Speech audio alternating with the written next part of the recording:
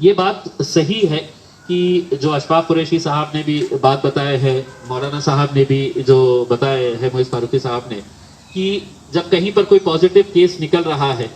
तो वहां पे जिस तरह से गाड़ियां जाती है और गाड़ियां जाकर वहां पर एक ऐसा लग रहा है कि निकाल के लेके आओ, 15 को निकाल लो, ये 20 को निकाल लो, 25 को निकाल लो। और जिस तरह से अगर हम सही मानों में अगर उसका सीरियसनेस अगर दिखाना है, जैसा अशफाक कुरैशी के पास जब लोगों को निकाला गया तो एक ही गाड़ी के अंदर उनको बिठाकर है तो हॉस्पिटल लेके जाया गया। अब अगर हम सेफ डिस्टेंस की बात कर रहे हैं, सोशल डिस्टेंसिंग की बात कर रहे हैं, तो ये एक लोगों को उसका सीरियसनेस समझना चाहिए कि हम लेकर जा रहे हैं तो क्यों लेकर जा रहे हैं। आसिफिया कॉलोनी का जब मामला आया तो इतने सारे लोगों ने फोन करके कहा कि साहब हमारे को जबरदस्ती ले जा रहे हैं, हमारा तो कुछ है ही नहीं। वहां पे कुछ लोग खड़े रह के ये बोलना शुरू कर दिए कि अरे तेरे को तो कुछ है ही नहीं, तू काहे के लिए जा रहा है करके। ये जो शिकायतें आई है यकीनन उसके ऊपर दुरुस्त किया जाएगा कि जब आप किसी जगह पॉजिटिव निकल रहा है तो लोगों को ले जाते वक्त उनको पहले काउंसलिंग करके वहां पे, जैसा मौलाना साहब ने बहुत अच्छा ये किया है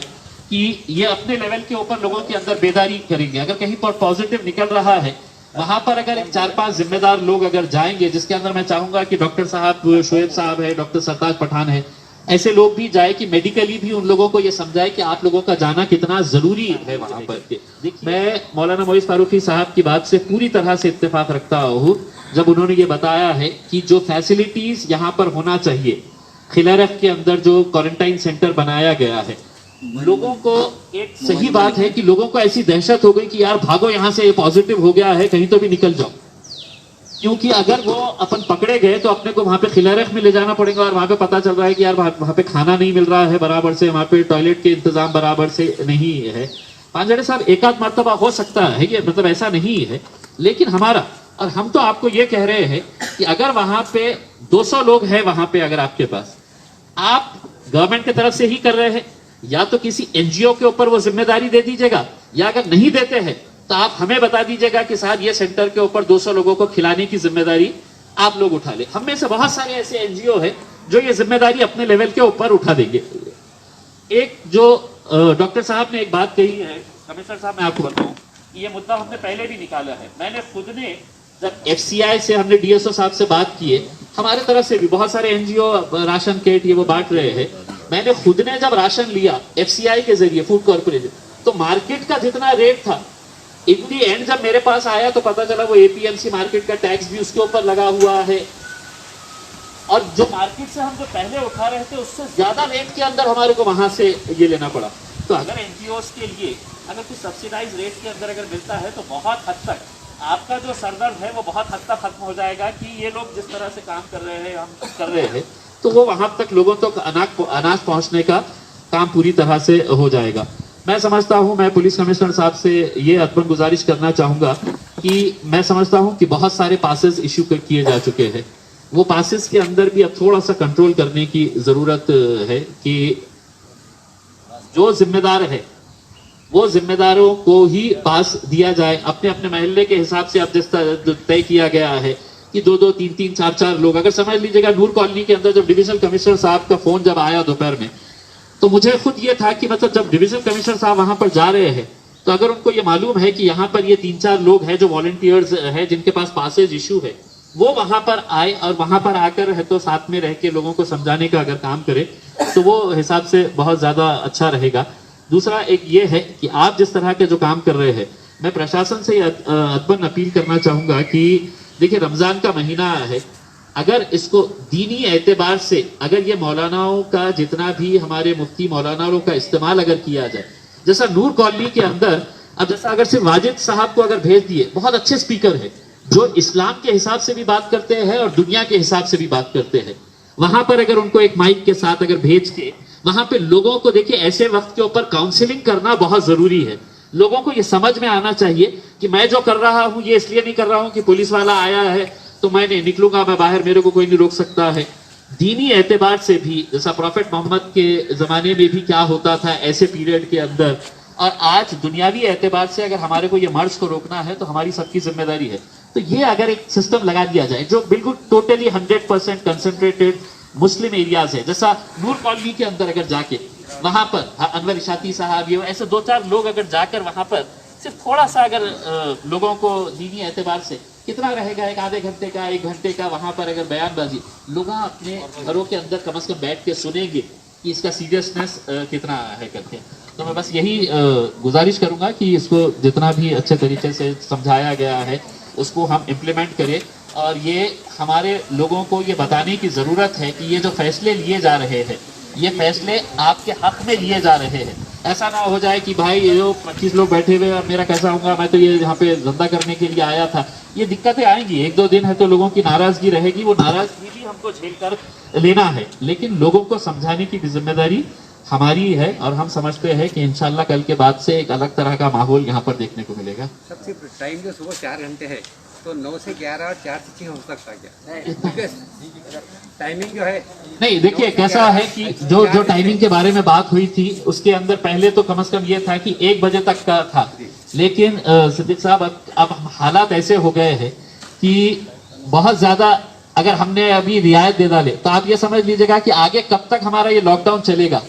ये हमको खुद नहीं पता है, हमें नहीं पता है। तो ऐसी सूरत के अंदर थोड़े वक्त के अंदर अगर हम लोग इसको एक्सेप्ट कर ले तो मेरे हिसाब से बेहतर बहुत हो सकता है। देखो बात आता हूँ 7 से 9:30 और वो अल्टरनेट डे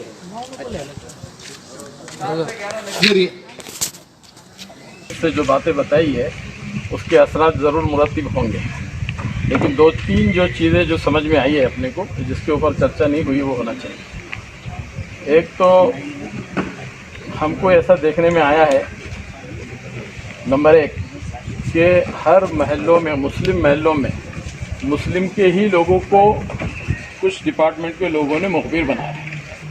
बहुत मुझे बोलने में कोई उसके अंदर में स्टार्ट नहीं है, जो दिल में बोलो। हाँ, और वो